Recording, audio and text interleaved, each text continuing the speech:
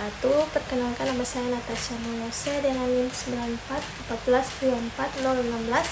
Saya dari kelas A Ilmu Ekonomi. Saya akan menjelaskan satu kasus asuransi secara detail, kronologinya, dan menganalisis kenapa bisa sampai terjadi dan apa solusi terkait masalah tersebut. Jadi saya mengambil satu kasus perselisihan klaim antara PT Great Eastern General Asuransi Indonesia atau yang disebut GEKIL. Baik, langsung saja ke paparan materinya. Kasus perselisihan klaim asuransi.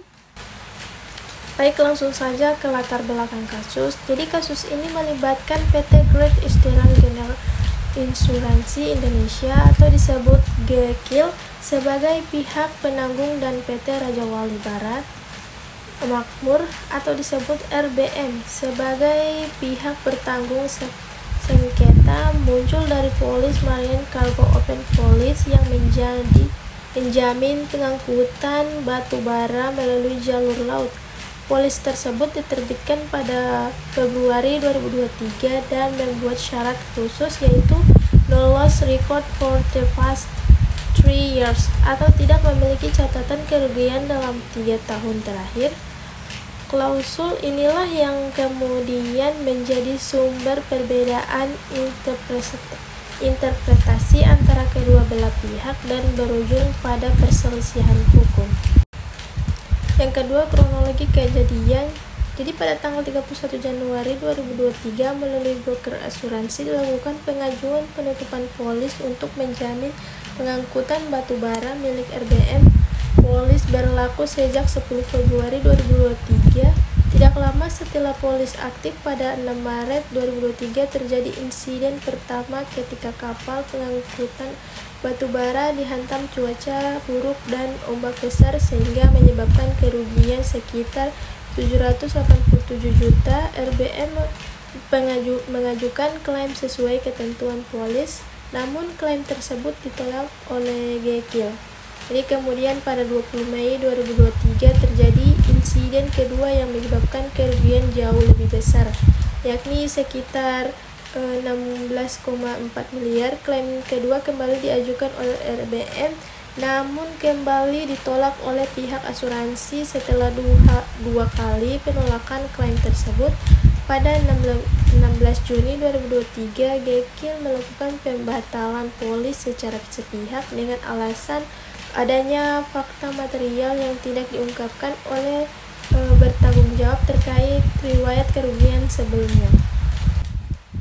Yang ketiga, dasar penolakan klaim. Jadi pihak GEKIL berpendapat bahwa tertanggungan tidak mengungkapkan secara lengkap riwayat kerugian atau insiden sebelumnya yang dianggap sebagai fakta material dalam penilaian risiko.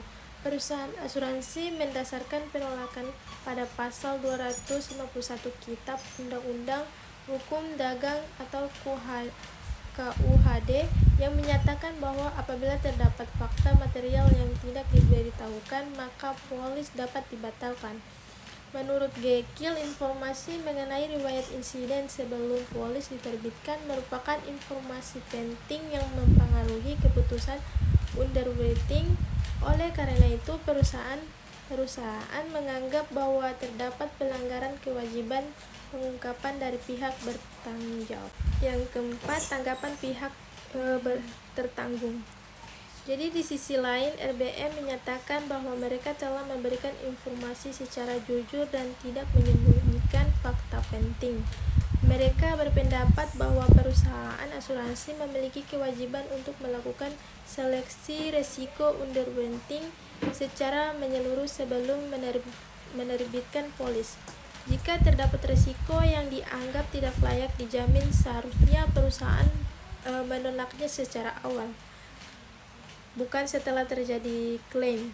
RBM juga menilai bahwa pembatalan polis secara sepihak setelah menerima premi dan setelah polis berjalan merupakan tindakan yang tidak mencerminkan prinsip keadilan dan etika baik dalam perjanjian asuransi. Yang kelima, proses dan putusan pengadilan. Jadi sengketa ini kemudian dibawa ke ranah hukum.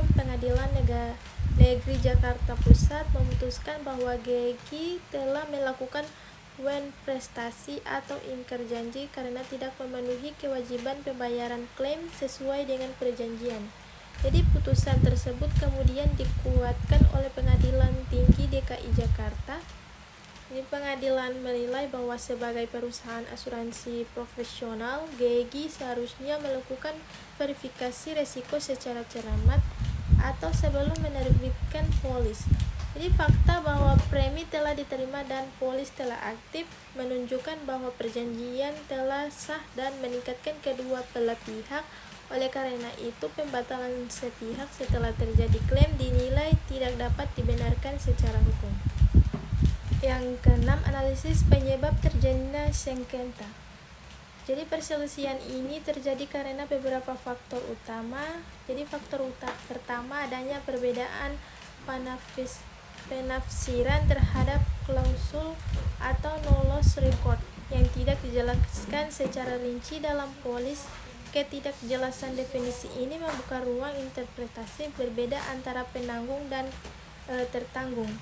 Yang kedua, kurang optimalnya proses underwriting dalam pihak asuransi. Dalam praktik yang ideal, perusahaan asuransi wajib melakukan analisis risiko secara menyeluruh sebelum menyetujui pertanggungan. Ketiga, komunikasi yang tidak efektif antara pihak asuransi broker dan tertanggung turut memperbesar potensi kesalahpahaman.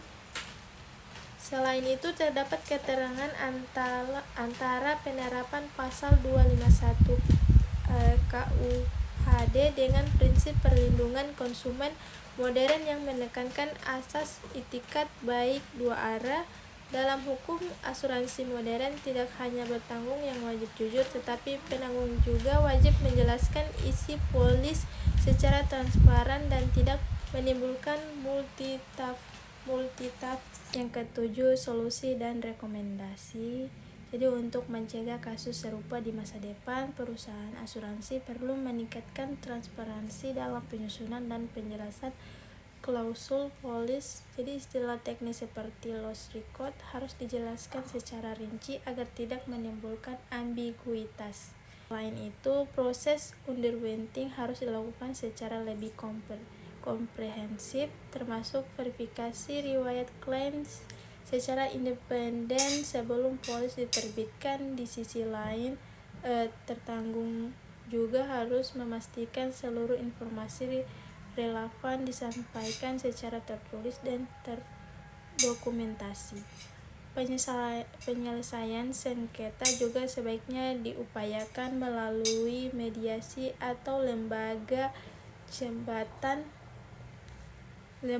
alternatif penyelesaian sengketa sektor jasa keuangan sebelum menempuh jalur pengadilan, agar hubungan bisnis tetap terjaga dan biaya hukum dapat diminimalkan. Yang terakhir, kesimpulannya. Jadi kesimpulan dari kasus tersebut, kasus perselisihan klaim antara GEKIL dan RBM menunjukkan pentingnya transparansi, kehati-hatian, dan penerapan prinsip itikat baik dalam perjanjian asuransi. Dari perbedaan interpretasi klausul dan kurangnya verifikasi risiko menjadi faktor utama terjadinya sengketa. Putusan pengadilan yang menyatakan prestasi menegaskan bahwa perusahaan asuransi memiliki tanggung jawab profesional dalam memastikan kebebasan dalam kejelasan kontrak sebelum menolak klaim.